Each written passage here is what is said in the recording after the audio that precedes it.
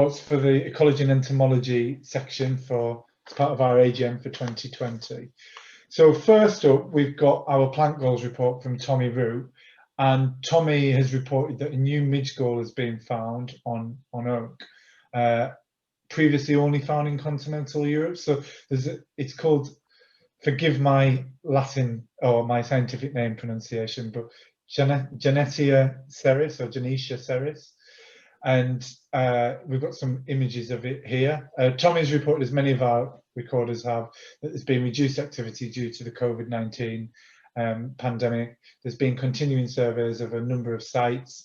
A new site, Dodders Valley Walk in Barnet, has been surveyed, and has also reported that the British Plant Goals Facebook group has been launched as with the British Plant Goals Society. That he's been liaising with BBC Autumn Watch on a plant goals segment, and that we've got a new host species search facility on the British Plant Goals Society website, so exciting new tool there. We've also got, really excitingly, Introduction to Plant Goals coming up as a virtual talk in early 2021, so book on that now. Next up, we've got Earthworms from me. We've had 425 new earthworm records for London this year. That's actually quite a lot, and the reason that that's quite a lot is because we got a load of Environment Agency data, which was really useful from their kick sampling. We've had 13 species recorded. As usual, not very good recording in South Essex. That's something that we need to do a bit more work in. A lot of records in Middlesex, and the rest spread across the other vice counties. So there will be a full report of that going in the London Naturalist, so I'm not going to dwell too much on that. From Edward Milner, our spider recorder, he's reported that 139 species of spider have been recorded in London and Middlesex during 2020. That the trapping that's been undertaken at Stanmore Common, Mile End Park and Tower Hamlet Cemetery Park has continued, even if the traps haven't been checked as frequently as previously. He's given us some information about a few interesting finds. So Cryptochaea platea, if that's pronounced right at all, is a very small tangleweb spider recorded for just the third time in London. And we've had a couple of first records. So Mycorrhiza micans is an ant mimic that has been recorded in London for the first time at Mile End Park. And we've got a provisional Middlesex record of the Holocnemus Pluchii, honestly forgive my scientific pronunciation, which is a type of daddy long legged spider. It's just been recorded from a garden centre, so we don't have proof of an established population, but it's an interesting record all the same, and it's good to be on the lookout for that, having established breeding populations in Middlesex and London. Finally, a Bracken study on Stanmore Common recorded 43 spider species. There were some interesting findings about wolf spider preferences and parasitic wasps associated with them, and that's going to be coming in the LN in a future LN. Butterflies from Leslie Williams. So a lot of work on the London Butterfly Atlas. That should be coming in the not too distant future. As with everything else, COVID-19 disrupted things a little, including the transect monitoring. The 2020 report is in preparation based on the data that is available, and there's a fantastic report on butterflies in the LN that's just gone out, so I recommend reading that. Dragonflies, so Neil Anderson sent this in. I'll let people read it if they want to, but just to point out, he was saying that we had an early season compounded by lockdown, allowing more local observations to be made, that we had some quite interesting early records of things there. He'd never seen a hairy dragonfly locally, but with the weather on his side, he found it at 5 local sites. He also spotted Downy Emerald at Northolt Golf Course, which he wouldn't have expected to see locally either. He's reported that the migrant recording doesn't seem to be great this year. No red vein darters, even though we had a bumper invasion last year. And although 5 sites did record lesser emperor, but they were all single recordings. Southern migrant hawk has grown strength with the Thames estuary, and another species consolidating and spreading is a willow emerald, with reports from 30 sites, and he feels that that's the tip of the iceberg. So if you haven't got your 2020 Dragonfly records in, then get them in. You can submit Dragonfly records through our iRecord activity. We've got a specific form on there for submitting them, for submitting Dragonfly surveys as well. And the records go to British Dragonfly Society and the LNHS. Okay, so bees and wasps, again, toned down what we could do because of COVID-19. Some things that Tony has pointed out is that there's a notable increase in bees beyond the usual honeybees and bumblebees. There's more environmental projects that focus on or include bees, including the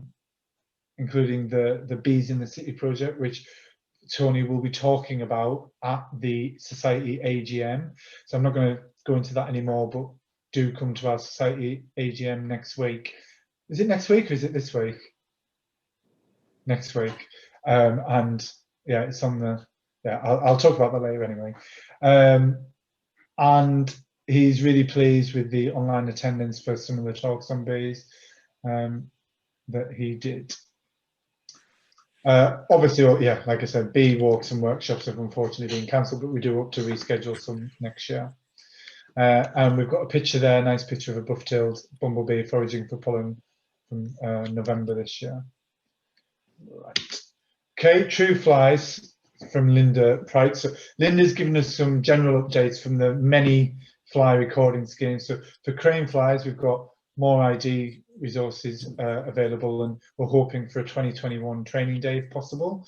Soldier flies and allies have revamped and updated their ID information, and we encourage all of our recorders to be on the lookout for bee flies in early 2021. Their bee fly watch page has been a great success in previous years. The recording's going through the roof, and we'd like to see more recording from London. I saw a bee fly in my garden last year, which was really exciting. Hoverflies, yeah, as usual, very active recording scheme. And there's a study group now for larvae. Sarcophagidae, which are the flesh flies, new recording scheme for them. Hopefully workshops and courses coming soon, possibly even in London. Rhinophoridae are the woodlouse flies, again, another recording scheme. And Tachinidae, the tachinid flies, we've got recent arrivals on the move. And something that Lynn is recommending for anybody with a slight interest in flies, or even without an interest in flies, because they will by the end of reading it, is a new book by Erica McAllister. Erica gave us our talk at the E&E AGM last year. It was absolutely fantastic. She was flogging her last book there. I got a copy. It's a really great book. She's now got a new one out called The Inside Out of Flies, and Erica's writing is really, it is inspirational, and she can win anybody around on flies, which is, I think, quite an achievement. So yeah, get that on Amazon while stocks last. No, not on Amazon. Get it on something more ethical while stocks last. Soldier beetles and allies from Steph Skipp. So thank you, Steph, for sending this in. There are 190 records of soldier beetles and their allies submitted in 2020 from within the LNHS recording area. It's maybe worth pointing out that Steph can access all soldier beetle, not soldier fly, soldier beetle records, because she's the national recorder as well as the LNHS recorder. But she's also pointed out that 4 of these records were submitted via the LNHS iRecord activity, so they're coming in specifically through LNHS recording. So that's great news, and we expect and hope to see more of that. So the soldier beetles and allies includes 4 groups. It's the Drillidae, the netwing beetles, glowworms, and the soldier beetles. We can see from that graph there that there's the majority of them are the glowworms and the soldier beetles, and Steph's provided a little map there that shows the spread of the records, and that's actually a really, really good spread. It's much more even than my earthworm ones, so brilliant. But again, it's a great spread and it's a great number of records coming in, but we can do better, we can get more in. There's some really distinctive soldier beetles that anybody can record, so I encourage people to get out there and and record. And I'd like to say a big personal thank you to Wendy Knight as well for providing this photo. Wendy has been a fantastic recorder this year, and I've seen records coming in for a lot of different groups from Wendy, so brilliant. And I've been using her videos and her images for a few things, so thanks very much to Wendy. I think she's on the call as well. So right, from Tristan, Bantock, our True Bugs recorder. Again, like Steph, he's a national recorder, so he's able to access any information that goes into our record. There's two interesting finds that he's pointed out here. First of all, we've had two sites where the striped shield bug has been recorded. It's very distinctive, red and black species. You can see it there. Yeah, it looks very intimidating. Wouldn't eat it. Multiple adults found on umbellifers. The usual host plants are hemlock and hogweed, and these appear to be the first breeding colonies recorded in the British mainland. So really significant records nationally recorded within the LNHS recording area. Second interesting find is the British record of Skiorchorus homelonotus.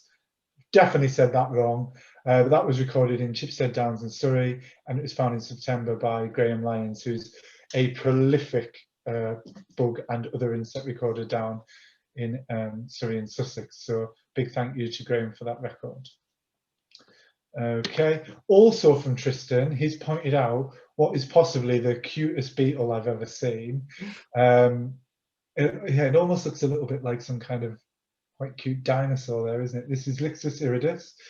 Several colonies of this weevil have been found in Surrey on the southern edge of London, so within the LNHS recording area. It's a large, spectacular species, very pointed wingtips, multiple sites in the Banstead, Carshalton beaches and Croydon area, and it's been found independent by numerous people. So breeding uncommon hogweed, adults in spring and autumn, and presumably a horticultural introduction. But if everybody can keep an eye out for this and record it where possible, that would be brilliant. And finally, I'd like to report that we've had our first ever Antlion record in London. So the European Antlion, I think as it's known, Euryleon nostrus, was recorded in Highgate on the 10th of August by Tom Stewart. He sent me some images of it, and I immediately put him in touch with Colin Plant, who is our moth recorder, but also the national recorder for lacewings and allies, which antlions fall into. Colin has confirmed the record. He's confirmed that it hasn't been recorded in London before. So this is a fantastic record for us, and I think a great way to end the recorder reports. So thank you for that. Just a couple of the next item on the agenda is the reports from officers. I'll keep this quite brief. Anne Camash, our indoor meetings secretary, reports that we've obviously had to cancel a lot of things through COVID. I don't want to dwell on the negatives. The positive is that our Brad Ashby lecture had over 200 people zooming in, so it was way busier. We broke the records for how many people attended that. This year it was hosted by BNHS with our help. Next year it's back to us. So we've got something to think about there. Is this something that we maybe want to move to an online format because we're getting so many people, or is it something that we want to keep at local venues, or do we want to do a mixture? So if people have got ideas or suggestions for that, then please send them into Anchor. But it was a huge success and a fantastic talk. Ian Wallace gave a great talk on caddisflies and generating valuable biological records, how to add value to biological records. I'm not going to go into too much detail about what we have and haven't done. My chair report is going to be quite brief. I want to raise a couple of shining examples of great work that we've done this year. So the first thing is our iRecord activity was launched by E&E. So this, although it's for the whole society, it's E&E that have led on this. We've done a soft launch with it. Next year, I'm going to hopefully do a bit more with it, but we've got 26 people that have signed up to the activity and are submitting data to it. We've had 370 species recorded and 970 records. Down the right-hand side on this slide, you can see a number of specific forms that people can use to submit data as well. So we're starting to encourage that more and more for specific groups in particular where iRecord is used. and I'll talk a little bit more about that in a second. But I just want to give you a bit of a case study about how iRecord is benefiting the society. I launched a little initiative, a little test with the mammal recorder to see if we could get really distinctive mammal records. So things like grey squirrel, hedgehog, red fox, badger, things that can't really be confused with other things. And back on the 9th of September, this was the data that we got in from our initiative. We had 9 grey squirrel, 3 hedgehog, 8 red fox and 1 badger record. I quickly checked before this talk to see where we're at. And these are the numbers that we've got now. So grey squirrels have shot up to 63, 27 to red fox, and a few of the others a bit more. Now, the significance of this is that our mammal recorder has been complaining for a number of years that we haven't been getting the number of records that we should for mammals, including our distinctive and common mammals that people see all the time. What this is showing us is that iRecord can be a really good tool for getting those records in. And 73 of the 99 records on that slide have been verified by the Mammal Society and other county recorders. So they've investigated whether these records can be trusted or not. So this isn't just a nice data gathering exercise. Actually, 73 of those records have been deemed as considered correct by a species expert. And that's without having to put extra pressure on the LNHS recorder. So he will get those records, but he won't have to go through a verification process with them, or he's less likely to have to because they've already been through that. Okay. I just wanted to say a special thank you to Steph Skipp. She's been working on our Facebook page, and the posts she's been putting out are fantastic. We've been getting more engagement on the posts because of that. So big thank you to Steph Skipp for that. And this is just a FYI that I'll be conducting a recorder consultation with all of our species recorders on the 12th of January next year. The idea is I want to reach a consensus on recording policy and practices that we take to the wider FSC, work out on that wider LNHS. I'm going to send out invites, organise a Zoom session with our recorders. For those that can't attend a Zoom session because they're not available on the day or they'd rather speak to me in private, I'll be offering one-to-one chats with them. I've already done a little bit of background research with Giggle about what the current situation is, how we can improve things, etc. And then just to end it, end the officers' reports, this is our report from our treasurer. There's not really a lot to report since the last AGM. A little bit of money has gone out off the back of the last AGM. Our balance as of the end of the reporting period, the 30th of June, was £2.36 in the account. It's since been topped up with £150, and I don't believe we've spent anything since then. So there's not a lot to report on that. Do we have to vote on this? Because I realised I didn't put a poll on for this. Or is it just a report, Natalie? Sorry, it's just a report. Yeah, that's okay. So unless anybody's got anything they want to add, that brings me to the end of the AGM part of the event. So is there anything anybody would like, any other business, any observations, communications, anything that people